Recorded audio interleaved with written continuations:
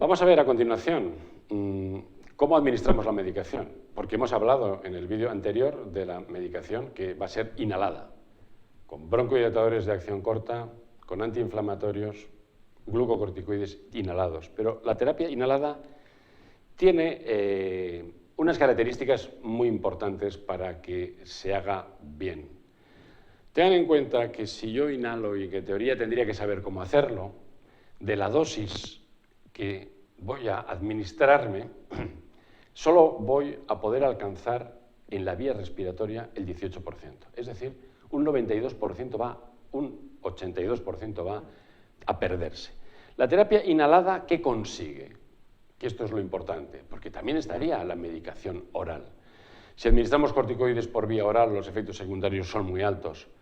Pero aparte de eso, si lo administramos por vía oral, tiene que ir al aparato digestivo, pasar a la sangre, pasar al hígado, redistribuirse y llegar al pulmón. Con la terapia inhalada lo que hacemos es acortamos, hacemos un puente directo a la vía aérea, al pulmón, a la vía de conducción aérea, tanto proximal, intermedia como distal.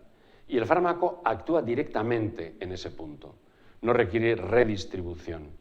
Por lo tanto, va a llegar más, va a llegar dirigido, va a llegar de forma inmediata y va a requerir, si lo comparamos con hace varias décadas atrás con las dosis utilizadas, entre 20 y 40 veces dosis menor que cuando se administraban por vía oral.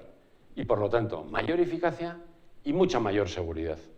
Y ausencia prácticamente completa de efectos secundarios. Y tiene facilidad de uso y, por supuesto, una facilidad de transporte. Tenemos numerosos sistemas de dispensación que lo vamos a clasificar en dos grandes grupos. Los inhaladores presurizados, que tienen en esta representación, que son los aerosoles dosificadores presurizados, que dependiendo de los colores llevan unos u otros fármacos, que la mayoría de ellos no son automáticos, se pulsa y sale una dosis, que hay algunos que están activados por la inspiración. Usted inicia la inspiración, hace el disparo y el inicio de la inspiración hace el disparo automático, que serían los inhaladores presurizados activados por inspiración, y que todos estos requieren cámara de administración mayoritariamente.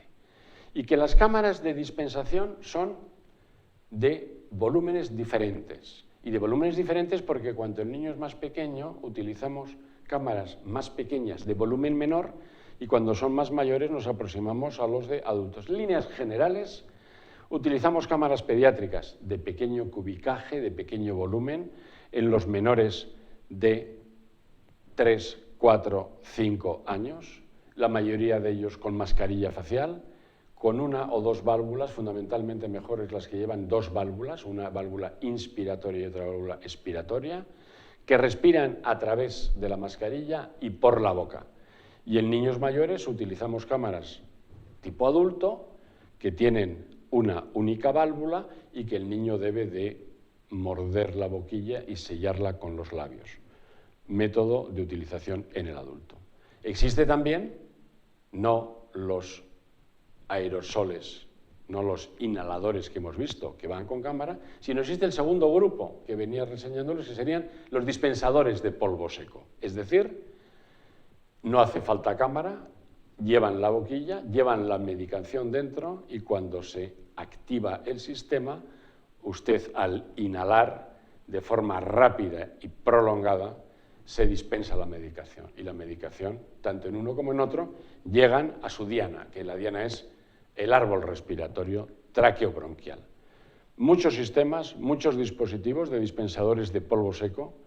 Recuerden, códigos azules alrededor de los broncodilatadores, códigos marrones, rojizos, antiinflamatorios, códigos lila, terapia combinada de glucocorticoides con broncodilatadores de acción prolongada, en este caso.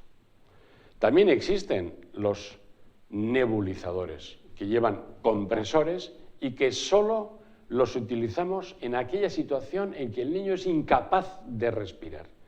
Porque los nebulizadores, el efecto de los nebulizadores es que utilizando dosis mayores, los resultados son muy similares a utilizar con cámara.